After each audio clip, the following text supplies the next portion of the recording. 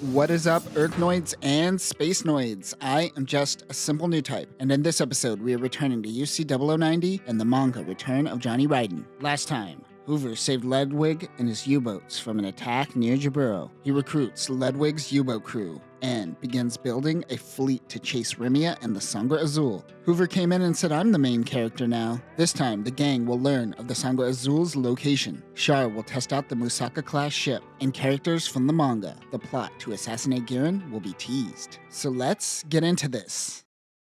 On the debris field is the Pegasus-class ship, the Blanc Rival. The SCV-73 Blanc Rival is the 5th Pegasus-class ship made by EFF. Like the Albion, this Pegasus has a Minovsky-craft system, though in this story it seems that there is no Minovsky-craft system as they will use other methods to launch into space. But unlike the Albion and the White Base, this has extra living quarters and more gravity blocks. It is equipped with 2 twin 580 main guns, a series of twin megaparticle guns, anti-craft guns, and missile launchers. This originally debuted in the Zionic Front video games. Gop's team is running training exercises. Yazan is able to sneak behind Ingrid in her heavy Gundam. He is piloting the Gem Nightseeker. The head has been changed out to a prototype Jagan head. Although Yazan will mention that it has no designation later, this unit is called the RGM-79V Gem Nightseeker, Vasuki Custom, and is based off of the Gem 3 instead of the Gem. This should be an RGM line of mobile suits, but the name itself confuses the enemy. The Jagan head shows the evolution of what will come in 3 years. Before integrating it into its own unit, it makes sense to test certain parts, like a Jagan head, on a body with trusted hardware. Yazan tells them that in space, you are always exposed, so you have to keep on moving. Ingrid is able to get the upper hand on Yazan's wingmen, Wallenstein and Kawase. We also see simulated explosion and beam sabers, which answers my question about how physics of simulated weapons work. The captain of the Blanc Rival is worried, because anytime ace pilots are involved, it means combat is most certainly coming. They are also working autonomously on board the ship. Usually, this means there is always a conflict of command. No one technically has command over anyone, but once someone doesn't play ball, another will try to assert authority, and it becomes a command nightmare. It is best that the Blanc Rival's crew just listen to, in this case, Gop's desires. Back on board the ship, Yazan tells Ingrid that he could sense that she could sense that the Gundam is hyper-reactive in nature.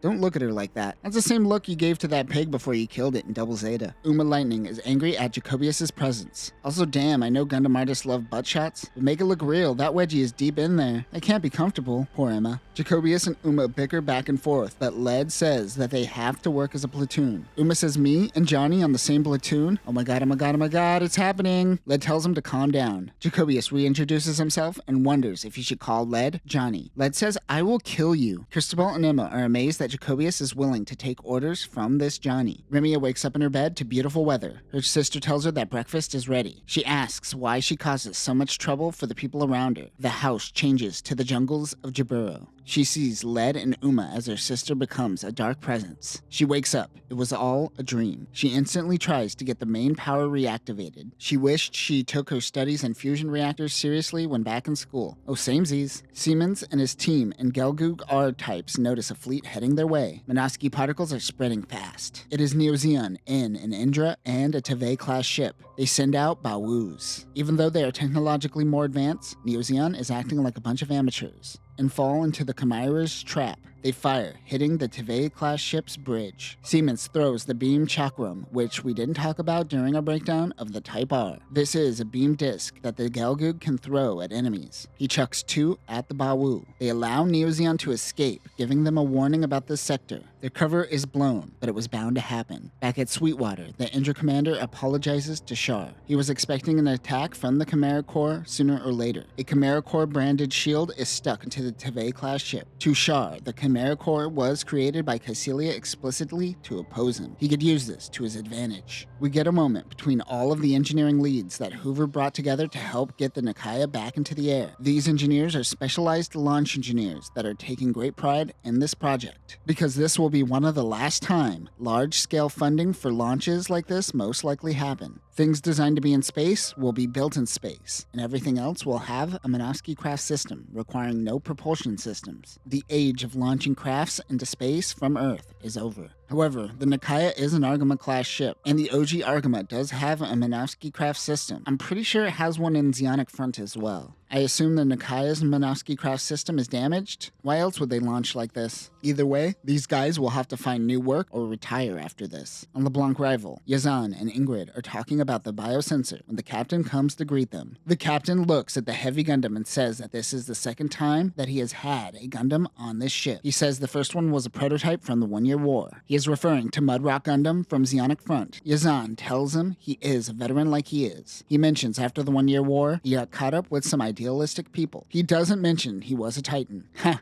idealistic people. That's putting it lightly. He says the two of them will get along, and the captain returns to the bridge. Ingrid says that adult conversations are interesting. You can assume with her cyber-new type intuition, she could sense all the bullshit and lies. Back on Earth, the Nikaya is 3 minutes out from launch. Hoover mentions to Dicot that this might be their last time in space. These two missed the glory days of the One-Year War and are ready to go out like their former comrades. The Nikaya launches successfully. In mission control, everyone congratulates themselves. The old Southern gentleman is ready to count his retirement funds. Remia is finally able to get the main power back on board the ship. She now has to shut off all telemetry data so no one tracks her. Aishwarya, in the last minute, changed the coordinates of the Sangre Azul so only they know where it is. The place she sent it was Konpeito Island. After the naval review of UC-0083, this area is now a debris field. Furthermore, it isn't known to the public and people won't ask too many questions for fear of opening up the conspiracy. It is the perfect place to hide the Zanzibar. Led sees Aishwarya for who she really is, a psychopath wrapped inside a walking kawaii cliche. She takes it as a compliment. Yeah, she's crazy. Besides the trajectory, she also changed the boosters to go off incrementally. They were set to fire in the opposite direction all at once at the end of its journey. All that force in the opposite direction would smush Remy into a pancake. Ludwig doesn't sugarcoat it and lets Hoover know that his men are lacking in skills as they have been underwater for the past 10 years. Time to jump into the deep end. You get that metaphor because you're boat people. Also, Ludwig is now rocking the sleeveless Quattro look. It works for him. They think about taking back channels to the former Solomon, but Hoover thinks they should go in plain sight. They contact Oxner to try to allow them to run test exercises at Konpeito Island as a ruse while they search for Sangre Azul. He thinks this will leave them open to spies finding out their location fast. He needs 3 days. For now, they run test exercises and search for the Sangre Azul. They move to Konpeito Island's defensive perimeter. Char wants to go out to Konpeito Island as an excuse to test out their new Musaka-class ship. With him is Arlette Almaj. If this name sounds familiar, it is because she was one of the protagonists in Twilight Axis. I should probably cover that sometime. Char asks if they painted his experimental unit red. He doesn't even care about the specs, he just cares if it's red. Horst asks why there are so many female engineers these days. She says because the men are fighting wars. At the Garden of Thorns, Siemens and his crew are informed of the training exercises happening at Konpeito Island. Naturally, they see through this and make preparations to head to Solomon. Hugbald suggests that they take the Skier. The Skier is a mobile turret and was designed to fill in the gaps of Xeon's weaknesses, which is range and firepower. It is designed to be operated by a Xeon mobile suit. This also showed up briefly in Unicorn. Hugbald mentions that he added spare parts that were used on Double Zeta's high mega cannon. Original Skiers fire like Double Zeta's high mega cannon and requires a long cooldown. However, Millie modified this version to lower its output so it could fire without overheating. That being said, they haven't tested it. Siemens decides to try it out. There's debris all over Konpeito Island, but the base is still active.